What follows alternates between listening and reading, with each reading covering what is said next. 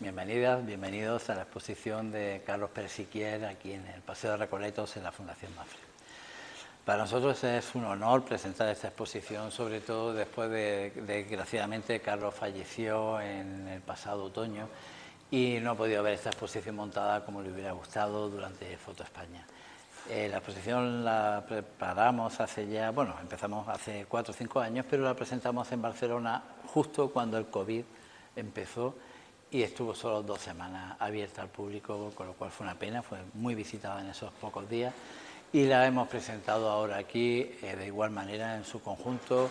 De la exposición es una retrospectiva completa de toda su obra, no es que esté en toda su fotografía porque es un fotógrafo que fotografió mucho, pero sí lo que consideramos que son sus series más importantes que van jalonando esa trayectoria tan larga de 6 décadas continuadas de fotografía. La primera exposición, que es de esta serie de Las Chancas, que vamos a encontrar, es de 1957 y la última de 2007, es decir, 6 décadas de continuo trabajo. Bueno, probablemente Las Chancas sea el trabajo que lo descubre, que más se conoce a Carlos Pérez Siquier.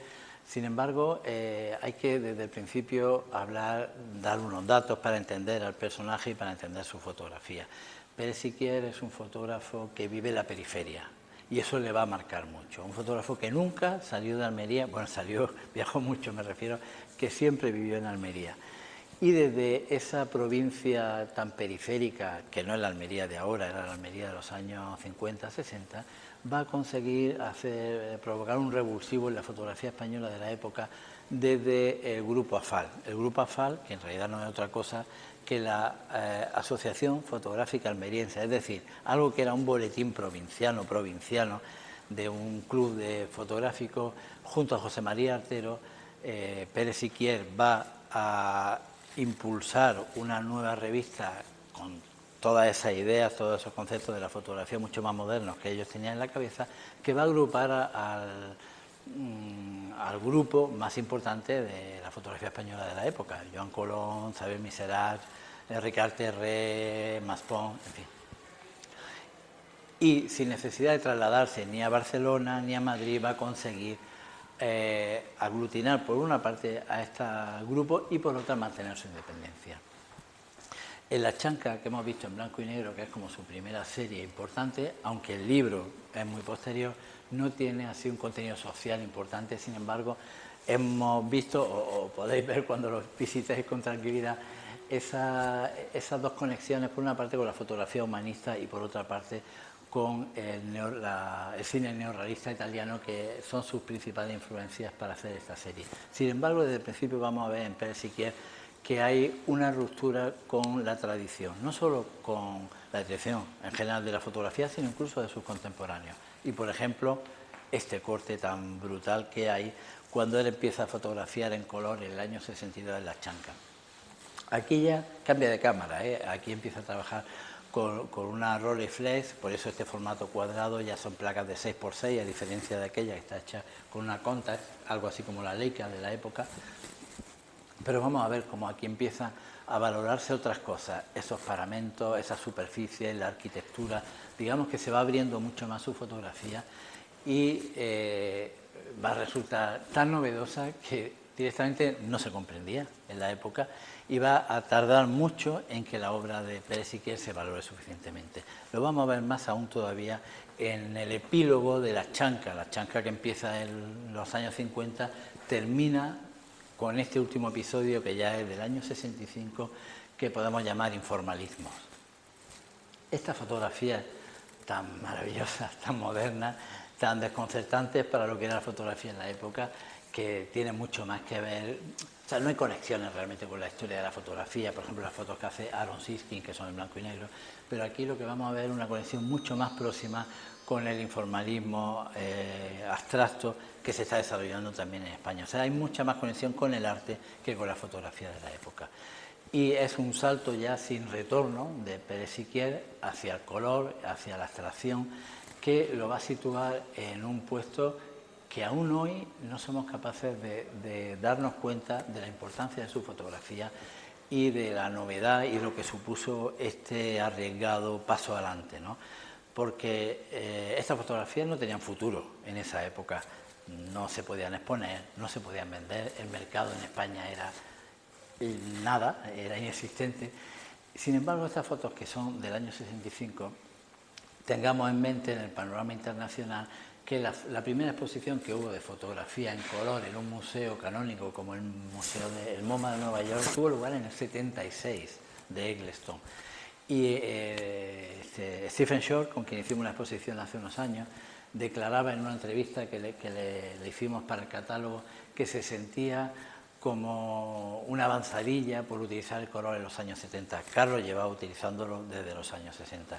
Y esa voluntad,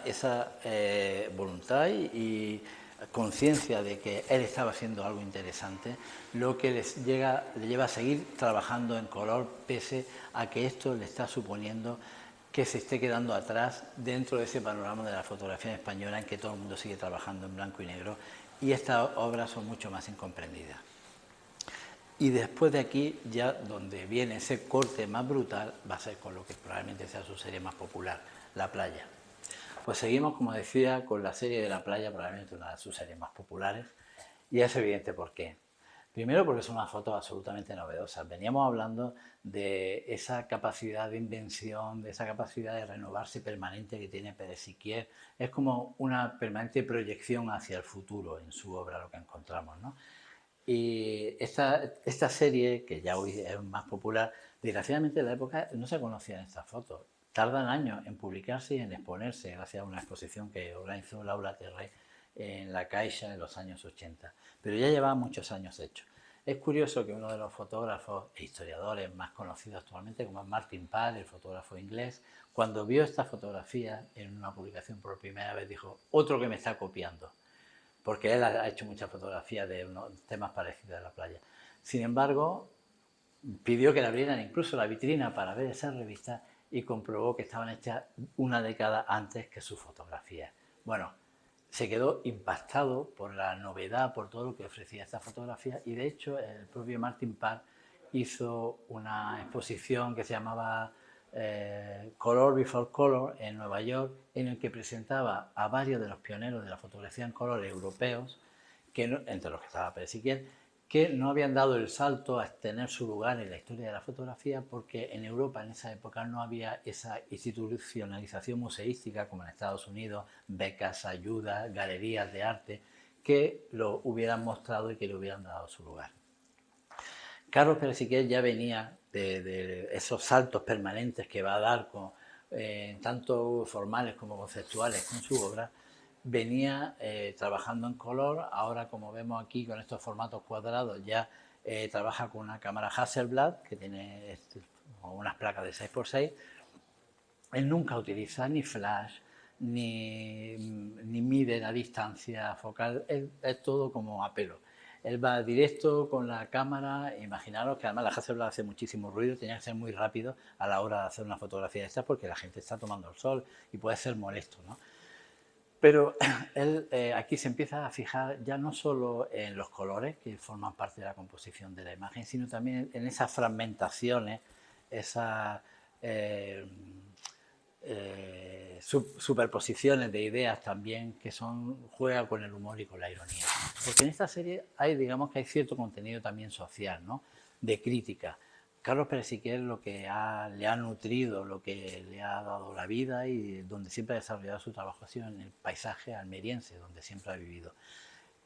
Y cuando hay esa invasión tan tremenda por parte de los turistas de otros países, por una parte está sintiendo que su paraíso está desapareciendo, pero por otra parte él mismo está contribuyendo con todos esos carteles que hace para el Ministerio de Información y Turismo, o por los folletos, o por las guías Everest. Está contribuyendo a que la gente vaya a esos paraísos naturales que quieren conocer, ¿no? O sea, hay un poco esa ambivalencia.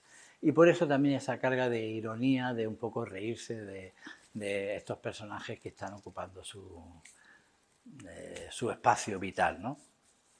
Bueno, la exposición sigue con una pequeña serie que a mí me parece muy interesante. Probablemente son sus últimas obras. Aquí son obras del 2017, que ya tienen poco que ver con esto. va a seguir haciendo esto, en otras salas podemos ver otros proyectos, ¿no? Pero a mí me gusta detenerme en esta fotografía porque me parece especialmente interesante, porque lo que nos enseña aquí Carlos es como una vida mucho más íntima, ¿no? Estamos mucho más próximos al fotógrafo de lo que lo estamos con sus otras series, ¿no? Esto es una serie que él hace en torno a 2016, 2017, en un cortijo que tienen próximo a Almería, La Briseña, ese nombre tan bonito porque todavía la brisa del mar llega hasta ese cortijo, y donde pasa, entre exposición, viaje, pasa tiempos de relax con Teresa, con su viuda, y nos muestra, para un fotógrafo que lleva 60 años fotografiando, con ese ojo entrenado, capaz de ver cualquier cosa al instante, nos muestra estos momentos íntimos de la vida familiar, se detiene en esos objetos que al propio fotógrafo seguro que le traen recuerdos, que le traen a la memoria,